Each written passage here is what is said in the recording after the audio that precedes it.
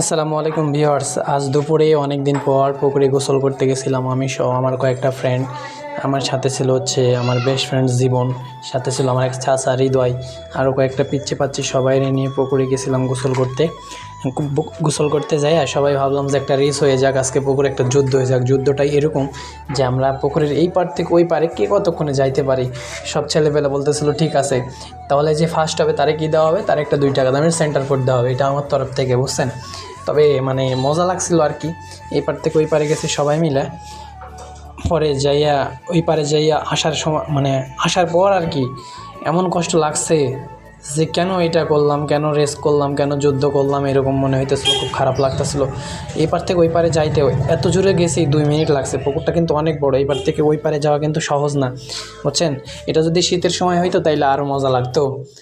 তারপরেও মনে করেন যে আমরা ভালোই আনন্দ করছি আজকে পুকুরে গোসলেই। মনে করেন যে গরমের ভিতর পুকুরে অনেকক্ষণ নাইমা যদি গোসল করি তাহলে তো ভালোই লাগবে, তাই না। এই আর কি। ওই পারে ছিল আরও কিছু মানুষ গোসল করতেছিল, ওরা হাসতেছিল যে মজা লাগতেছিল না। হ্যালো গাইস, পানিপথে যুদ্ধ করার পথে এখন জয়ী হয়েছে অবাইদুল। এখানে হার হয়েছে জীবন আলী, এবাদ আলী, নিশান আলী, ডিজেলাল রাফি।